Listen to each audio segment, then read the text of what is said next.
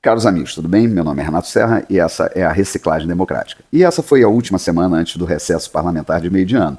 Muita coisa acontecendo, muita gente falando, a gente tendo a oportunidade de ouvir muitas pessoas, muitas CPIs rolando, muita gente fazendo declarações por aí e declarações polêmicas, mas é bom que haja exatamente essa pluralidade, muita gente falando, expondo as suas ideias, expondo os seus pensamentos, que aí faz que todos nós tenhamos aí uma reflexão sobre tudo o que está acontecendo. Afinal de contas, a grande maioria da população é dotada de bom senso. Então é uma questão de você ampliar o debate, porque as pessoas vão chegar às suas próprias conclusões. Embora ainda tenha gente que acredite que calando as pessoas, que limitando o discurso, controlando o conteúdo do que é dito, as coisas vão ser melhores para o país. Isso não é verdade.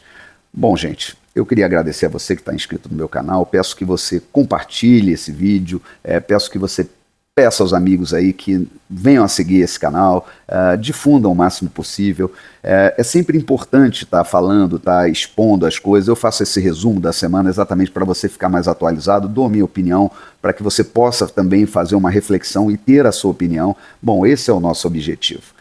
Dito isso, vamos aos principais assuntos da semana.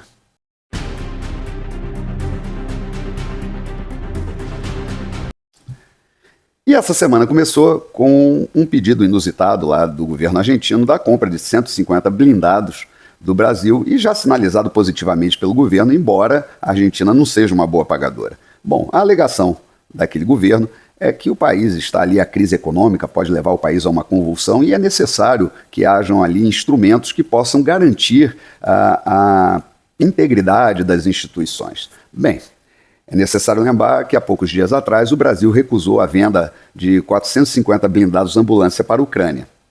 E aí a gente vê claramente quais são as prioridades desse governo. É melhor, né, fornecer blindados para um governo coibir protestos, pessoas na rua, agir com violência, reprimir, do que fornecer para um país um equipamento que vai exatamente ter uma função humanitária. Bom, essa é a democracia relativa do país.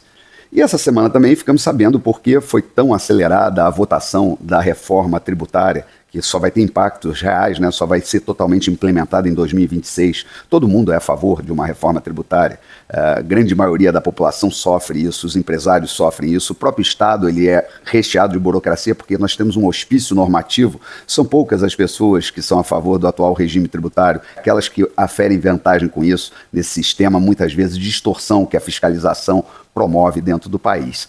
E, bom, a razão dessa velocidade, né, dessa pressa em votar, afinal de contas nós tínhamos mais essa semana aí de atividade parlamentar antes do recesso, um recesso branco, afinal de contas a LDO não foi votada e pela lei, né, deveria seguir sem recesso até que ela fosse votada, mas aqui no Brasil tudo se dá um jeitinho, e o nosso querido presidente Arthur Lira, né, o presidente da Câmara Federal, ele tinha um compromisso inadiável no Cruzeiro do Safadão, lá nas Bahamas, então essa foi a razão de que ele quis acelerar tudo antes dessa última semana. Então ele está lá com Wesley Safadão, num cruzeiro nas Bahamas, se divertindo. Parabéns aí ao presidente da Câmara. E aí a gente consegue entender a linha de prioridades que o presidente da Câmara ele tem em relação ao país. Bom, mas isso não é de total desespero. Essa PEC, né, que é uma proposta de emenda constitucional, já foi para o Senado. E lá no Senado vão existir... Ele vai passar por duas comissões, né, uma comissão de assuntos econômicos e uma comissão de Constituição e Justiça, onde deve sofrer ali algumas alterações, aperfeiçoamentos e tal, e vai voltar para a Câmara, e na Câmara vai haver uma nova rodada de negociações no governo, e a gente sabe muito bem como essas negociações se dão. Bom, e essa semana nós também descobrimos aí uma série de estados paralelos e como esses poderes políticos são exercidos. Primeiro lá na CPMI, nós vimos essa semana o que se destacou foi o depoimento do Coronel Cid, o ajudante de ordens do presidente, que está preso ali, suspeita de falsificação de um cartão de vacinações. Ou seja, uma prisão completamente injustificável. Afinal, ele não faz parte mais da administração pública, então ele não pode atrapalhar as investigações, o que seria um dos motivos para ele estar preso. Outro motivo seria ele ser uma ameaça às pessoas, o que evidentemente o coronel não é. E daí por diante, nós vimos ali uma série de arbitrariedades de um Estado paralelo mesmo, que caracteriza, né? Afinal de contas, a lei de abuso de autoridade diz que aquela pessoa que quer permanecer calada durante um depoimento, e é o caso do Coronel Cid, inclusive ele estava com habeas corpus do Supremo para isso, simplesmente deve se parar, né, a arguição, né? Não se deve prosseguir tentando retirar à força algum tipo de resposta, né? Que isso é quase que um crime de tortura, né? A pessoa não quer falar e você fica ali, de alguma forma, tentando que ela fale ou então ameaçando. E foi o que aconteceu por parte de parlamentares da esquerda que estão realmente desesperados com relação ao que está acontecendo. E tão desesperados estavam e tão deslumbrados com a ida do Cid lá, que eles deixaram passar alguns requerimentos que tinham sido negados lá na primeira semana, que é as imagens internas do que aconteceu lá no Ministério da Justiça durante as invasões, as imagens das câmeras, o plano de voo do presidente quando ele foi lá para Araraquara, coincidentemente naquele dia, e mais outros requerimentos que estavam ali dentro e que, no final, a própria Elisiane Gama quis que, de alguma forma, o presidente da sessão, ele, vamos dizer assim, cancelasse aquela votação que foi feita, porque aqueles requerimentos não eram para ter passados e o governo moscou, né, dormiu nisso. Mas então, enfim, passou, né, os requerimentos e isso vai dar um novo gás aí para essa CPMI. Bom, ainda falando em Estado paralelo, na CPI das ONGs, que também acontece lá em Brasília, né, nós tivemos essa semana em destaque o depoimento do Aldo Rebelo. E não dá para falar que Aldo Rebelo é bolsonarista, é de esquerda, afinal de contas ele é do PCdoB, foi ministro do Lula, é um cara que milita na esquerda há muitos anos, e ele falou ali que um dos maiores estados paralelos, né, dentro da Amazônia são as próprias ONGs, que tem mais poder que o narcotráfico, e que ali a região amazônica ela é dividida o poder entre ONGs, narcotráfico e o próprio Estado, sendo que o Estado apoia esse poder paralelo, que tem por objetivo, claro, isso daí eu já falei várias vezes aqui, inviabilizar o desenvolvimento do país. Afinal de contas, você não poder explorar seus recursos naturais, impedir a exploração de recursos naturais, obviamente você está impedindo também que as pessoas se desenvolvam, que tenham bens, que usufruam vamos dizer, dos benefícios da sociedade industrial. É lógico que nós não queremos uma exploração como foi feita pelos próprios países europeus no século passado e no século anterior, mas queremos sim uma exploração sustentável, uma exploração com as devidas compensações ambientais, mas é necessário realmente que nós exploremos os recursos naturais. Mas o que a gente está vendo lá é que há um grande interesse, né, em manter aquela população na miséria e sem acesso a esses recursos. Bom, na outra CPI, que é a CPI do MST, nós ficamos descobrindo assim, eu fiquei descobrindo atônito e não sabia, acredito que muita gente não sabe, que o INCRA hoje detém no seu banco de terras, ou seja, dentro do Estado, né, banco de terras para a reforma agrária, 94 milhões de hectares de terra. Só para se ter uma ideia da dimensão disso, é mais da metade de toda a área plantada de soja do Brasil, que é o maior exportador de soja do mundo.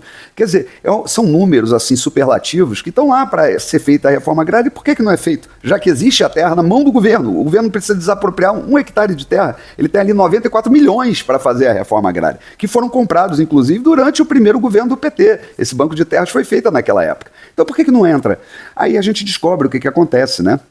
Na verdade, é mais um Estado paralelo. O MST ele implementa dentro do campo uma estrutura de poder que, de alguma forma, vai querer controlar o crédito, vai querer controlar as pessoas que estão lá, querer organizar o movimento, quer dizer, ele cria cooperativas e forçam pessoas a entrarem nessas cooperativas, não são cooperativas naturais, né? E eles administram essas cooperativas, e aí a gente ficou sabendo também que alguns recursos públicos que vão para ONGs, que mantêm o MST, estão indo para as contas pessoais de alguns líderes do movimento.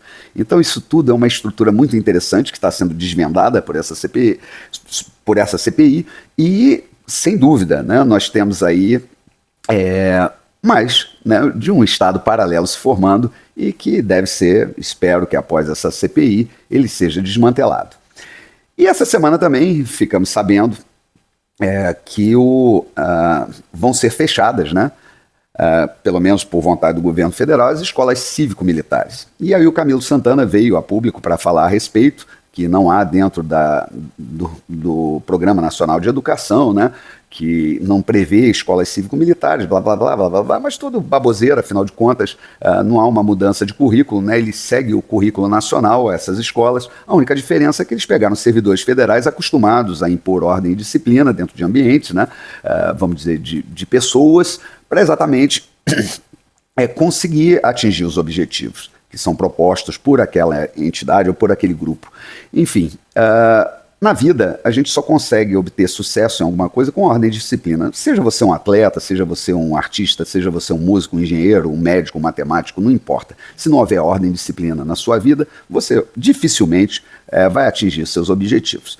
E aí houve uma crítica muito grande por parte da esquerda, que aquelas pessoas, aqueles servidores que iam para essas funções de direção nessas escolas, que é a única interferência, vamos dizer assim, militar, né, por PMs ou servidores do Exército que vão para essa administração, eles ganhariam dinheiro a mais, né, como se fosse ali um grande escândalo de corrupção, né, e, enfim, acontece, né, que no Brasil nós temos cerca de 47 mil escolas em ensino fundamental, isso entre públicas e privadas, né, apenas 300 são cívico-militares hoje, mas quando a gente vai ver o ranking do IDEB, das 100 melhores escolas do país, isso somando públicas e privadas, 200 são cívico-militares.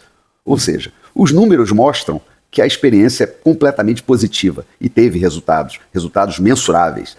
Mas o governo, em vez de aproveitar alguma coisa de bom que vem disso, ele quer destruir. Afinal de contas, é necessário manter uma população alienada, sem capacidade de se organizar, que seja dependente do Estado. Afinal de contas, esse é o perfil do eleitor de esquerda. Então, o governo de esquerda jamais vai querer que as pessoas sejam livres através da educação. Ela quer que as pessoas sejam doutrinadas e possam exatamente responder aos, vamos dizer assim, aos objetivos da esquerda e dos governos de esquerda, que é escravizar toda a população através desse projeto socialista. Bom, e para encerrar, nós tivemos aí talvez a maior repercussão que teve essa semana aí de uma fala, foi a fala do ministro Barroso lá no Congresso da UNE, em que ele disse que nós derrotamos a censura, a ditadura e o bolsonarismo. Ou seja, ele foi num evento político que é hoje dominado pela esquerda, por partidos como o PSOL, o PCdoB, que infiltraram na UNE ali, estão infiltrados dentro da UNE. Ele fez uma manifestação político-partidária, o que é vedado constitucionalmente e pela lei da magistratura que um juiz faça esse tipo de declaração.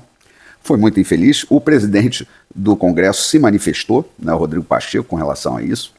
Muito da oposição também já está falando em convocar o ministro ou até para ir para um processo de impeachment. Mas a coisa é muito mais grave. Se pegar o histórico do Barroso, então, das suas declarações aí nos últimos anos, isso complica muito a vida dele. Mas o pior, para mim, a pior declaração do Barroso, do ministro Barroso, nesse tempo, foi aquela que ele disse que os órgãos de justiça, né, os tribunais, eles já não são um órgão técnico para julgar causas e tal, e sim vamos dizer, virou um agente político. E aí isso é muito preocupante, porque isso não é o papel de um juiz ser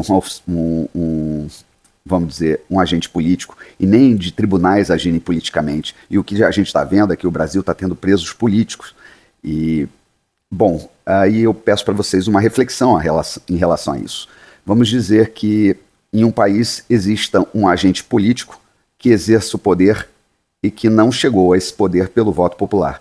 Qual é o sistema de governo desse país? Seria uma democracia? Eu acho que não. Então, o que a gente está vendo hoje foi aquilo que Rui Barbosa falou há muito tempo atrás e que vem se desenhando. Nós estamos vivendo aí uma espécie de ditadura do judiciário e ela vem, infelizmente, por esse ativismo político, por esse protagonismo político partidário demonstrado, inclusive, por um ministro do Supremo. Não há como haver democracia se não houver equilíbrio entre todas as forças políticas de um país. Se você tenta calar a direita, que é o que a esquerda está fazendo hoje, é exatamente calar o debate, é realmente sufocar a metade da população e impor uma ditadura. Então é isso que está acontecendo, está na hora de se repensar isso, está na hora de baixar a pressão e a gente, de fato, exercer a democracia como ela deve ser exercida. Com pluralidade, com debate, com conversa, com convencimento, com a política como a grande arte. Bom, era isso que eu tinha para falar para vocês. Um grande abraço e até a próxima.